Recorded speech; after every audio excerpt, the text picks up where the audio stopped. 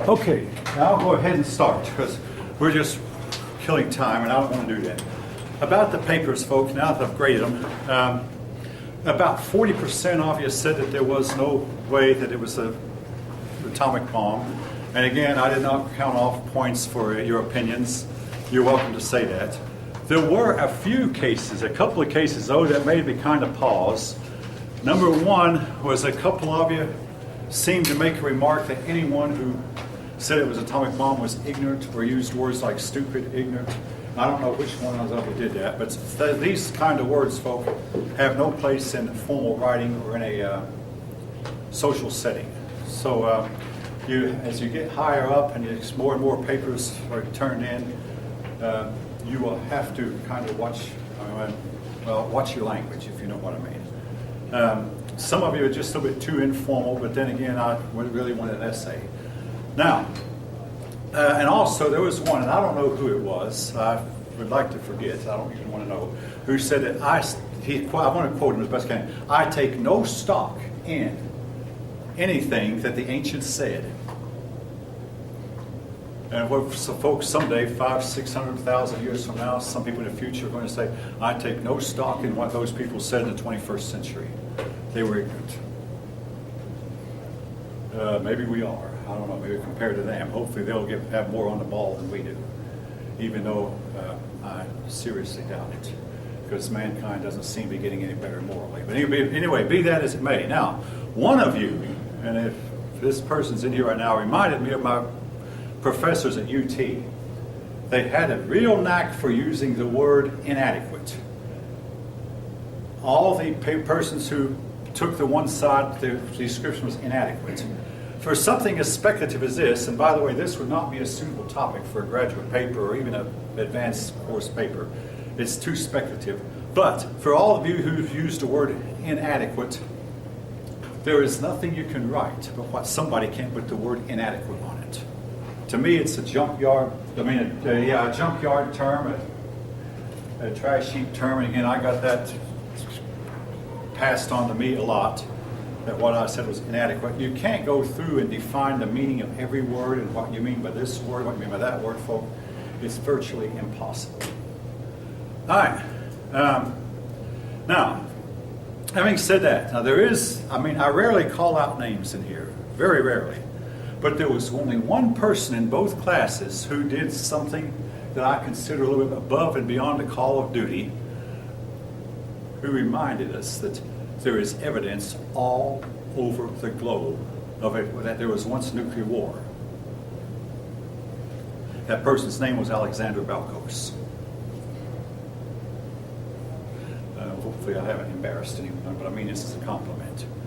One person in both classes. Now, I mentioned the possibility of nuclear war in connection with the city of Ur, Abraham's city, the Chaldean city of Ur. Possibly nuclear war, but also in the Sahara Desert. There's places where the desert is turned to glass. All right. Folks, that can't happen from a meteorite, that can't happen from a volcano, that can't happen from any kind of ordinary fire. It would take an extreme heat that can only be produced by a nuclear reaction to do something like that. To turn the desert into the type of glass that we see in the desert, put it that way. It's not just the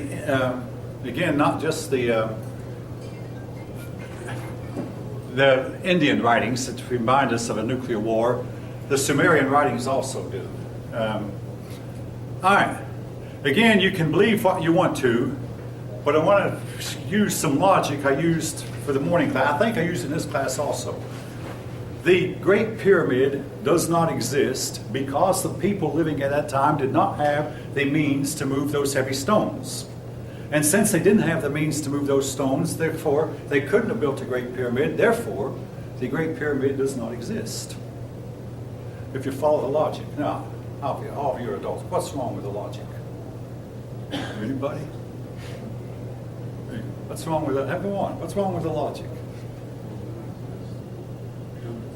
The Great Pyramid does in fact exist, whether they had the technology to build it or not. All right. Now, leaving that. Well, no, not really leaving it. Just this topic is, of course, of really great interest to me. Now, about the bodies. Folk, what is conspicuously, seriously absent in Mohenjo-Daro is a genuine bona fide graveyard. If the city had existed for hundreds of years, there should be a grave site, unless they cremated all the bodies. But in that case, I mean, it wouldn't be. But then again, how come we find some 30 bodies that some people claim were buried? And by the way, oh yeah, one bit of logic, and I don't know who it was, I don't want to know, suggested that the persons who were buried holding hands, maybe the husband was buried first, and then the wife buried, and by accident, sheer accident, the two of them were found holding hands. But or the case of the mother who's covering up a small child, perhaps the child died first, then they buried the mother, and by sheer accident, the mother is in a position that's covering up the child. I think the logic is bad, but anyway, now back to the bodies. Why are there only about 40-some bodies found? Folk, all of the ancient records, now you don't have to believe it, but this much is in the records, say that right after the flood, an early man lived for hundreds of years. The biblical account says the first 3 generations after the flood lived 400 years apiece, followed by 5 generations where they lived 200 years, then 180, then 120, and then 70. Which could account for why nobody had died.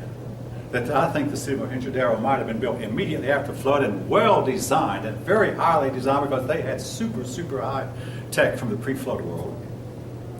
Designed and built, and then as time went on, it got shoddier and shoddier and worse. All right, and that's why there were no bodies, because nobody had died. But then when the destruction came, there was a warning issued: get out of the city. And most people got out. And when I came back to this classroom was empty, but we just had a warning ourselves. Now, speaking of, all right, but shall we point out, why did the mud walls not fall down? Okay, folk. I was in the Army for 6 years, and one day a bunch of us soldiers got together, and we were legally playing with a mine. It was part of our instructions, how to use a mine. And we blew a mine in front of a dummy soldier and then a dummy enemy. But we all, the mine's about to blow off. And the mine blew up big time. I mean, it really blew. We looked at the dummy enemy, and folk, the dummy enemy who was right in 3 feet in front of the mine, believe it or not, he was undamaged, unhurt. How did this happen? All right, now, some of you might be aware, when a tornado hits, the damage it does is totally unpredictable. It will sometimes take away a mansion, a big house, but leave the front porch that was really delicate, intact and standing and undamaged. Have any of you ever heard anything like this? You can't predict what kind of damage it's going to do. Now, this becomes especially acute, in the case of the assassination of the Kennedy brothers, 5 years apart. Well, I'm going to digress. There was an assassination one time where all the witnesses said there was only one shot fired. And everybody knew where the shot was fired. The shot was fired from the side of the man's head. The man was sitting in a car. The bullet hit him on the side of the head from the side of the car. The front window had a bullet hole in it, and the back window had a bullet hole. You might ask, how can this be? Because when a speeding bullet hits a man's body, particularly his head, there's no way to predict what's going to happen. That is why, in the case of John Kennedy, there were 3 shots fired and a bullet hole in the front windshield, and bullet holes all over Connolly, and half the president's brain was blown off. I'm basically sounding gross, and everybody is writing conspiracy books. Now, in the case of Robert, there could only have been 8 shots fired because this man had if he had a gun, and they counted the most that could have been fired was 8 shots. They counted 12 bullet holes. Again, how can that be? When a bullet hits human flesh, 2 things. And one, the bullet itself shatters and can go in unpredictable direction. And 2, the bone fragments from the man's body shatters all over the place, and you cannot tell what's going to happen. Totally unpredictable. The same thing with Mohenjo-Daro. If the bomb hit, whatever hit it, there was no way to predict what was going to happen, no way to tell. Totally unpredictable. Now, something else about Mohenjo, some of you noticed. The earlier, the lower down you dig, the better everything gets. This is typical of Egypt, typical of Sumer. Also conspicuous, folk, there are no palaces, no temples. It appears in the great city of Mohenjo-Daro, I say great, there was no religion and no king. Every man and every woman was equal. Sounds great, doesn't it? And their cultural level went down, down, and downhill, which is what happens when everybody is equal. Maybe you don't like that. I'll tell you the honest truth. I don't like it either, but like it or not, this is what I observed. The city of Mohenjo-Daro was declining before it suddenly disappeared. The people suddenly just up and disappeared. All right. Anything else? Anybody have any other comments, ideas? I am listening to some YouTube presentations right now that said not only was there a nuclear war in time past, but it was an interplanetary war that made a lot of the craters we see on the moon and a lot of the craters we see on the solar system, in other words, Mars included. And folk, one of them went even farther than that. The solar system shows signs of having gone through destruction. You may or may not know the planet Uranus, the very large gas giant, is tilted on its side, to where for a while its north pole faces the sun, and while its south pole faces the sun, it's tilted on its side. This person suggested that the tilting was due to man-made action and not some fragment from a star that happened to pass through. And the craters on Mars, as you can tell, a nuclear crater from an asteroid impact crater by the fact that the nuclear crater is deeper than the asteroid crater. It makes for a deeper crater than. Now, be that as it may, and also there's signs to believe for years, and still do, that there was an exploded planet between Mars and Jupiter. What you may not know, that for many, many years, today we call this exploded planet Astera, and we call the fragments asteroids. There are other names for it, but at one time, folk, now hold on to your seats, scientists called this planet Krypton. Any of you heard of the planet Krypton? Yeah. All right. For those of you who haven't, in the Superman books, Superman was from the planet Krypton and it exploded. But Superman's father sent him in a small rocket when he was still a baby to Earth, and he grew up among Earth people. But the planet that exploded was the planet Krypton. All right. There supposedly have been two exploded planets, one of them between Mars and Jupiter, and one of them out beyond the orbit of Neptune. It's created a whole bunch of small asteroids out in that part of our solar system also, of which Pluto is the biggest. And by the way, you're going to hear about Pluto this summer. Our only satellite to fly by is going to fly by on July 14th. Most of you probably are not aware of it. I'm very much interested in it because I just know they're going to find something there they didn't expect. And right now we have a satellite orbiting the biggest of the asteroids named Ceres. And they've already found some lights on the planet Ceres that they can't account for. They call them bright spots. That shouldn't be there, that they simply have no good explanation for why they are there. All right, I guess I'll leave that for the moment. I just know there was one other point I think I want to make. But anyway, you can believe what you want to, and this claim is that this nuclear war sent what was left of mankind, back into the Stone Age, and that's why we find him living in caves, and all these stories we hear about flying aircraft and all that became legends and myths that nobody believes anymore. Which, believe me, it could happen to us. All right. Now we'll leave that and get on with the lesson, unless somebody has anything else you want to bring up. Again, about the grades, I graded really leniently. It was mostly for grammar, not for opinions, or I graded leniently. 40% of you don't think it was a nuclear reaction. And folk, modern scholarship doesn't think so either. As for the radioactivity, regrettably, you cannot nail the lid on it and actually prove that it's there. One side says it is, and one side says it isn't. there might need to be more research done. All right, moving on. Oh yes, please check your iCollege page to make sure that I have all your assignments. Don't come up to the end. Folk, I've got 60-some pupils. That's 2 assignments apiece. That's 120 papers you should have turned in. Of those, I'm missing about 30 of them for both papers.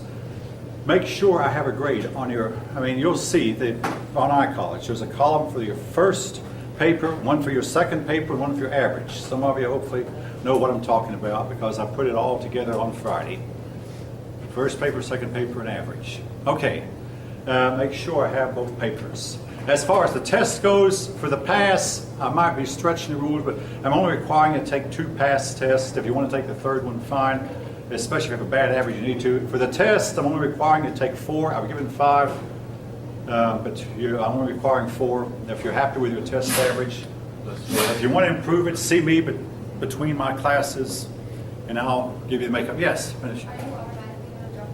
It's already dropped, yes. In other words, if you look at your average on iCollege and average the 4 highest grades and divide by 4, throw out the low test scores. Some of you have thrown out scores as high as a 95.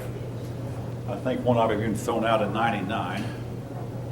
And some of you have had to, I wish I could give you some of those points I've had to throw out for others of you. All right. But that's all right. Folks. Well, I think we ended with a feudal system. Now that it meant that the king was at top, and the king had very little authority. Now, kings spent a lot of time building up their authority. All right. Under the king were the dukes, but I want to elaborate on another class of people, the serfs. They were at the bottom. Now, Christian Europe prided itself on we don't have slaves, and this was true from the time that slavery was outlawed in the 400s or so until they started enslaving African people. For about 1,000, well, maybe 700 or 800 years, there were no slaves in Europe. The one and only difference, though, between a serf and a slave. Now, a serf was considered property. He was owned, but he could not be sold. He could not be bought, he could not be sold. Which meant a serf who married, he could not have his master sell him to another owner and his wife to an even different owner still. They were married for life. They could not be bought or sold. That was the only difference. The serf was at the bottom of the society. He was servant to his lord. Now, another thing, too, the serf was generally not allowed to hunt unless he had permission of the lord. He was not allowed to fish unless he got permission, but when he fished, he always had to fill up his master's dish first, and then if he had any left over, that was for him. But he must first fill up fish for his master. Now, hunting. Folk, hunting is largely out of style, particularly in a matter of deer hunting. All right, I worked with a man who did some deer hunting, and I told him I appreciated it because, but here's the problem. We don't kill the deer, so what's the result? They kill us. We bump into them with our cars. And I've had a pupil in my other class about 2 semesters back who said, oh yes, I work for an insurance company. I can tell you this is so. In November of 2011, I hit a deer myself, knocked him over, and knocked the alignment out of my front headlights. The dealer said, well, we can't do anything about it to replace the whole bulb, and he didn't want to do it. So then later, when I sold the car, the dealer said, you should have filed an insurance claim. Well, I guess I should have. I didn't. For one thing, it was dark, and I didn't even notice any damage until I got home and realized that, hey, the hood's bent a little bit, but it was slight. Again, if any of you feel uncomfortable, I would not object if you left the room. But personally, I think I'm going on my lesson. All right, anyway. But now, hunting. When the United States was established, we said we're going to make sure that everybody who wants to hunt has the privilege to hunt. That is why, if any of you, male or female, choose to hunt, you do have to go to the Georgia Parks and Recreation and get a license. It's just like you have to have a license to fish. You must have a license to hunt, must have a license to fish, but we allow you to here in this country. Unfortunately, most of us don't. Now, I'll say this about hunting and fishing both. To me, they take up an awful lot of time. And I just never developed a habit. Now, my dad in his lifetime killed 2 deer. He was not the least bit interested in fishing. I've done a little bit of fishing. Again, very, very time consuming, and usually I catch nothing. My dad hunted for about 40 years, by the way, and killed 2 deer in his lifetime. One in Colorado, one in Pennsylvania. Anyway, but the serfs were not allowed to hunt. Hunting was a privilege reserved only for the high nobility. Now, the other group of people I want to talk about are the knights. The word knight means, among other things, mounted horseman. Now, what your book says is, and I'm not questioning the book in this regard, but what it says is that Europeans began to find a way to breed horses that were bigger than they had been, which made it possible for these horses to carry a knight in armor. I think there was something else involved too. I think that the men became smaller and lighter. Why do I think so? Because at this time, European men and women were only marrying men and women of their own class. So your royalty would usually marry royalty or very high nobility. And your nobility would only marry among the other nobility. And your commoners then would marry within their own village. Well, after generations of commoners marrying within their own village, they were like, even though they didn't generally marry their first cousins, but they were really, well, we're second, third cousins on this line, and we're third cousins on that line, and third cousins on this line. They almost might as well have been marrying their first cousins or marrying their sisters. With the result, they became smaller and smaller and lighter and had shorter and shorter lives. Now this was to change in the 20th century. Particularly it was a change among Americans when Americans came from Europe, and a Scotsman might marry a French woman, and a Swedish man might marry a Spanish woman, and whatever, and sometimes some of them may even married among the American Indians,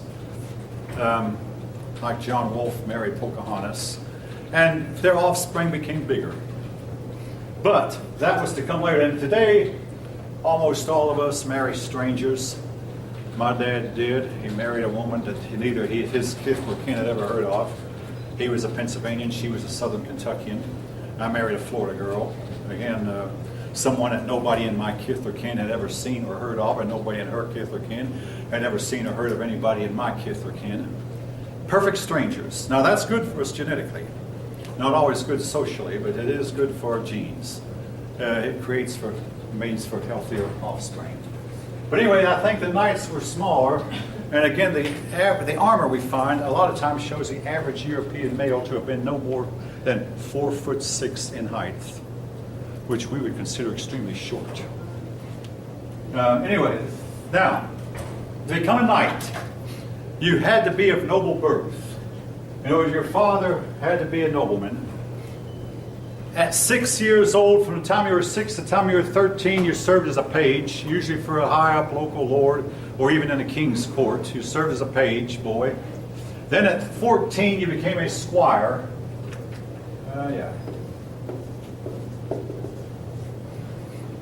And as a squire, you learned the arts of chivalry. Chivalry had to do with how you treated the women.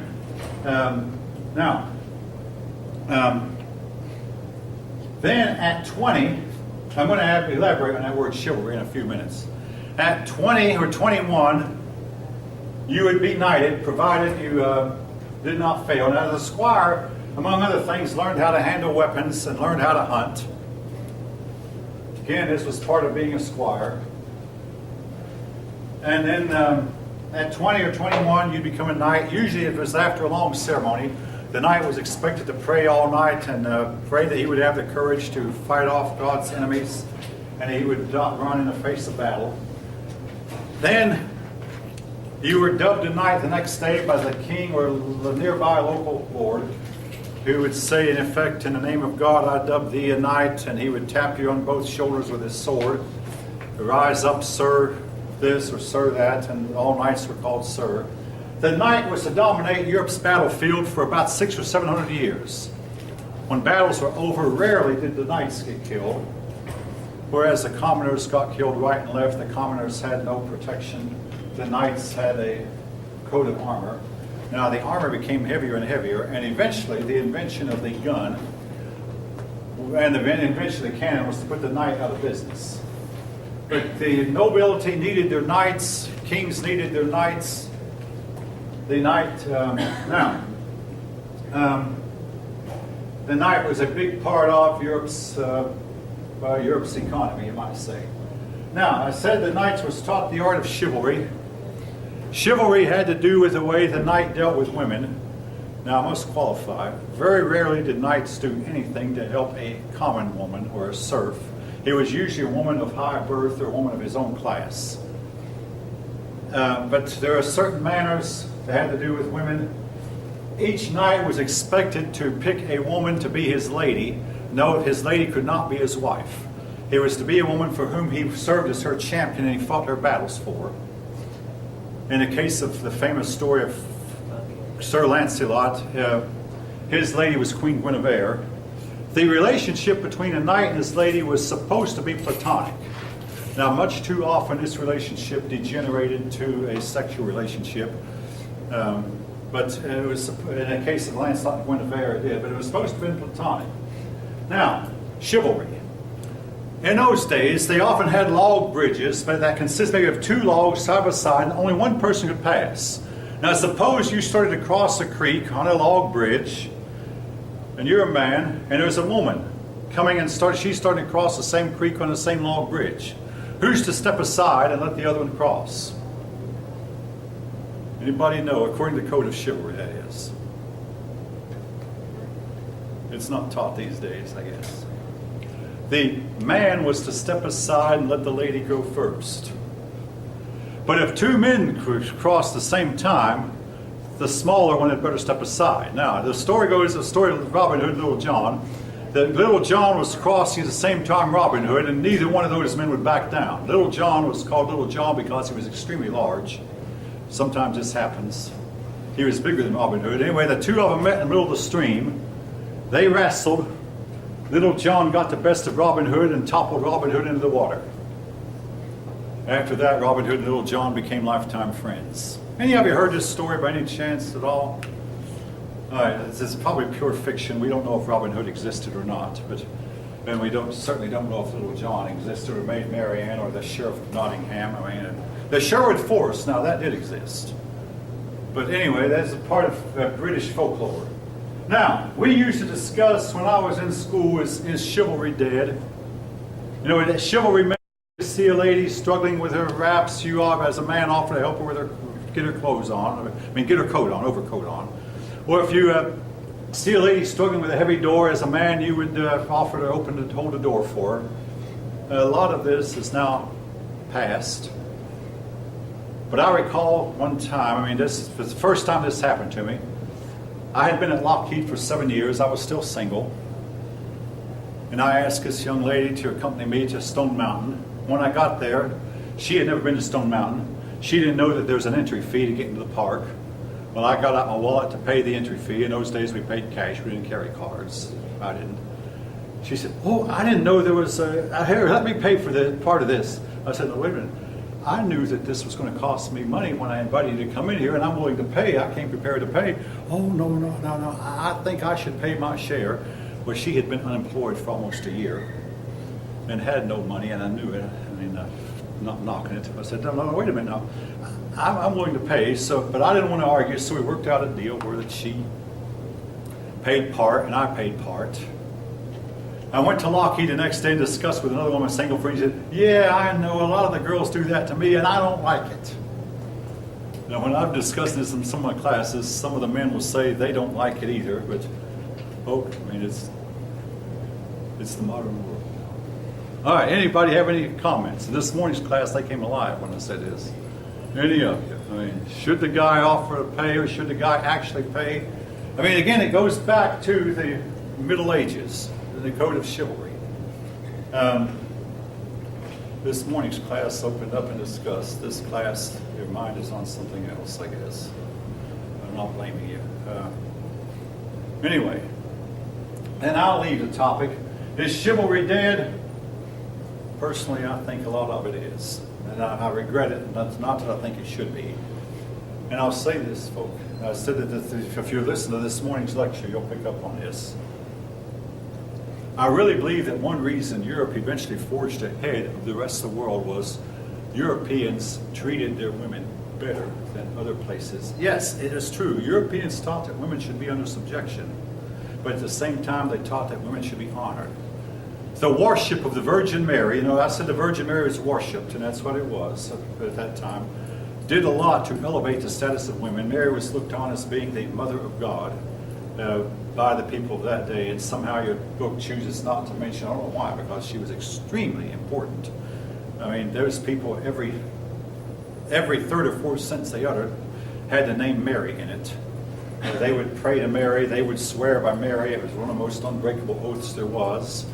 But nevertheless, we seem to want to forget. But Mary was highly honored, and maybe this was one of the reasons why the status of women was somewhat elevated by Europeans during the time period we're talking about.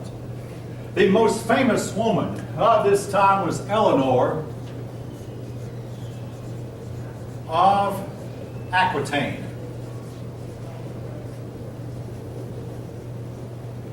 Now, Eleanor became the Duchess of Aquitaine when her father, who was Duke of Aquitaine, died young, and she had no brothers or sisters, so she got her father's entire estate. Her estate had a domain that was bigger even than the domain of the King of France. While the kings of France were trying to build up their power, they were really woefully weak. So Eleanor married Louis VII. Eleanor married Louis VII, and all of a sudden Louis VII's domains became twice as big as they had been before. Well, there was a few problems with the marriage to begin with. Eleanor was a flirtatious, unfaithful wife, to say the least. Louis had an older brother at one time, and the father said to young Louis, I'm going to give all of my throne and the crown to your older brother, but I want you to become a monk and serve the Lord. So Louis went into a monastery for a few years, then the older brother died. So if the father hastened to call Louis VII out of the monastery and say, hey, you're now crown prince, you're now Dauphine. The French called their crown prince Dauphine. You're now Dauphine. You're crown prince. And then he married him to Eleanor, knowing that, hey, this would greatly enhance the throne. But Eleanor said, I thought I had married a king, and I'm finding out I've married a monk. And she was very unhappy. Well, to increase his power further, these two kings, Louis VI, the father, and Louis VII, the son, made a habit of taking on the most wicked of nobility. Louis VI heard of a nobleman who was especially, I won't go into detail about his crimes. Well, Louis made war with that nobleman and brought down his castles and completely subjugated him. This helped build up the power of the king. Then he made war again with a nobleman who was a little bit less wicked. In the case of Louis VII, he found a city that was in a state of rebellion. And his advisor said, now look here, Louis, it's in the Bible. You're the king. You have to take up the sword and put down the rebellion. Louis took up the sword. When he surrounded this city and his army set the city on fire, the cries of the people inside, screaming and screaming their last, haunted him the rest of his life. And he always felt really guilty about it. Basically, he still had a monk's mentality. So to make up for his, this may sound like a strange way to make up for a war, but he decided to take a crusade and go to the Holy Land and fight the Muslims. So he led the Second Crusade, taking his wife Eleanor with him. And Eleanor took some 50 women, so these 50 women went along with tens of thousands of men. The result is better off if I don't go into detail, folk, but it was pretty raunchy. In fact, Louis finally, in his book says, Eleanor is known to have gone from one affair to another. But finally, when she had an affair with her uncle, Louis said, that's enough, I can't stand this. He divorced her.